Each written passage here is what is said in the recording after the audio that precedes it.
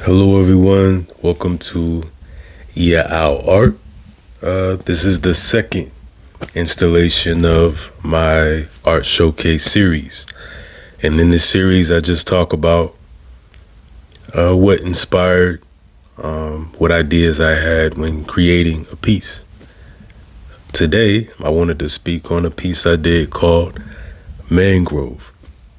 This piece was heavily inspired, or totally inspired, by New Orleans,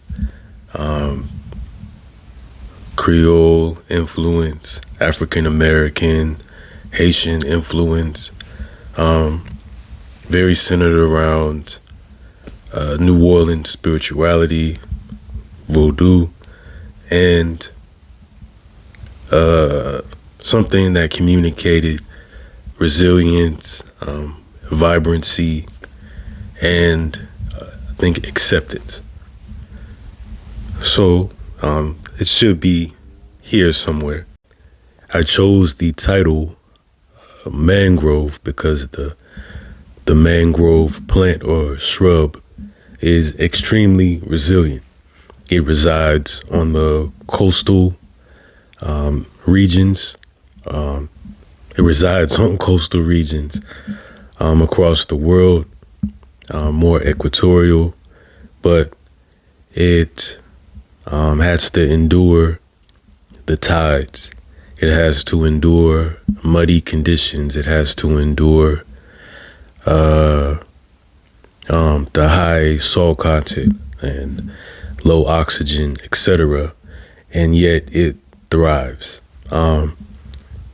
This isn't to glorify like struggle and barely scraping by and all of this. Having been put through things that that people should never have to go through. That's not saying there's some grand grand moral of suffering. It's senseless. It's always been senseless, and it always will be senseless.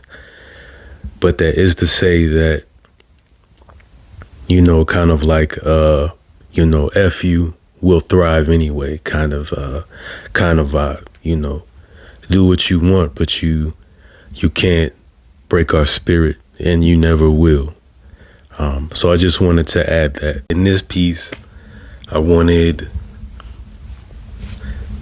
to have something of a crossroads figure or deity.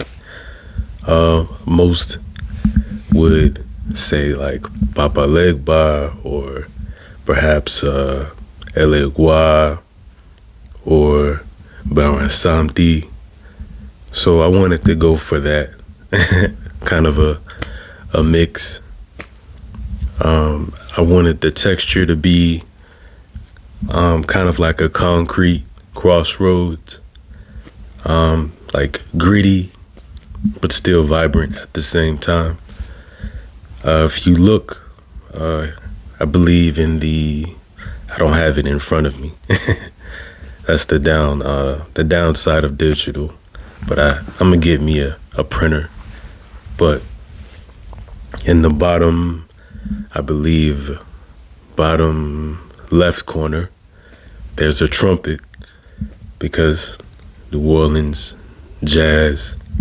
The second line, I wanted the vibrancy of the trumpet and air, and that depicting like life and breath. Then moving to the top left, you have the two dancers or two lovers, and they form a heart. I live by a highway, and they form a heart, and this is the fire, the fire, the passion of life and love, and the, I guess, spontaneity of, I guess, just being human. Fun, joy, all of those things. To the right, we have water, stillness, staying centered in the turbulent waters of life and finding stillness in the calm waters of life. Here is depicted as a clay pot called a govi with the veve of the Igbo or Igbo people. And they're associated with Nga Igbo, which is the goddess or ruler of the swamp. And there's history with that and how the Igbo people weren't going to be trafficked essentially into slavery, and they fought back and they found a home in the waters. But from there we move down and we see that we have earth, and in earth, that is like our final resting place. That is when we return from whence we came. But that is the cycle depicted by the snake curling around the coffin. And if you see on the coffin, I believe it's like radiant, that we all kind of contribute and and let's say contribute and grow through change, whether that be death, whether that be like literal change, metaphorical change. It's the release of the old to bring in new. So that's why the coffin is glowing. It's symbolizing that this too is a beautiful part of the process. Of course, tragedy and things like that. Untimely demises happen. This isn't glorifying that in any way, but in totality, to say that it's all, it's all in the game, sort of, so to speak. And of course, in the center, we have our Crossroads figure standing there. They have 3 faces, similar to the Greek or Anatolian goddess Hecate, a Crossroads figure. They are looking forward and to the side. So for this is past, present, future, the intersection of many worlds and realities, and being present within all of that. This could also be just choice. Us being a product of the choices of our past, creating our future, and just being in the moment. Let's see.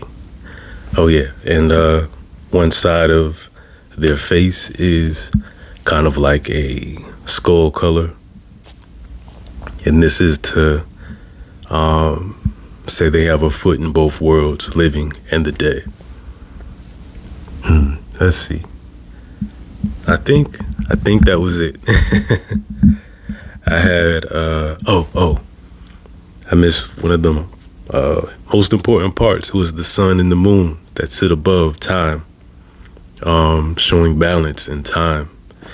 The energy of the sun and the rest of the moon, and how we need both, and